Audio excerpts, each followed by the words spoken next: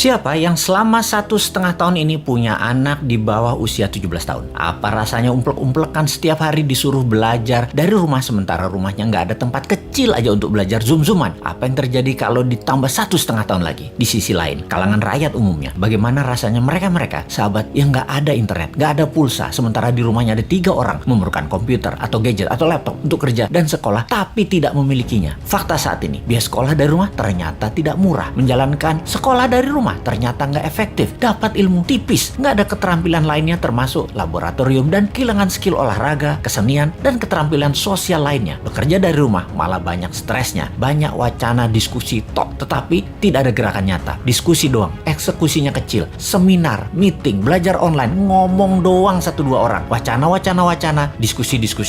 Rekening mah minus juga. Saat ini dunia bergeser jauh. Berapa lama kita akan menjadi seperti ini di bawah serangan virus? Jawabannya, kalau gini cara mengelolanya, selamanya, setidaknya sampai tahun 2025. Demikian kata WHO dan World Bank. Waduh, paling cepet 2023 awal deh. Tetep aja lama. Maunya tahun 2021 ini paling lama selesai deh. Vaksin deh tuh 100% orang Indonesia. Pertanyaan lagi, apakah selesai COVID? Ya nggak tahu juga. Menurut Ngana, selesaikah COVID ketika 100% manusia Indonesia sudah divaksin? Jawabannya nggak tahu. Misalnya, manusia setelah divaksin, efeknya tingkat kematian dan fatality-nya menurun, tetapi tetap bisa kena. Dimana kalau kena ya isolasi mandiri, katakan 10 hari. Setiap hari ada 30.000 orang bergantian bergiliran. Tiap hari ada 30.000. Karena 10 hari di isoman, maka yang dikurung hari itu adalah 300.000 orang per hari yang terkurung gantian sampai 100 juta orang. Gitu ya, 2 tahun itu bisa tercapai. Bisa lebih. Serem amat ya kalau ini terjadi. Untuk mencapai 60% populasi yang benar, ya bisa 2 tahun lagi, mungkin bisa 4 tahun lagi. Kalau hal ini terjadi, maka bukan hanya ekonomi yang ambiar, tetapi keterampilan sosial anak kita, keterampilan lainnya hilang. Bisa terjadi generation gap yang parah, di mana di tahun 2045, 24 tahun lagi, mereka usianya yang sekarang 10-20 tahun itu adalah mereka menjadi tulang punggung angkatan kerja dan usaha. Mereka, bayangkan, tidak punya keterampilan yang mumpuni. Maka angkatan yang usianya 50-70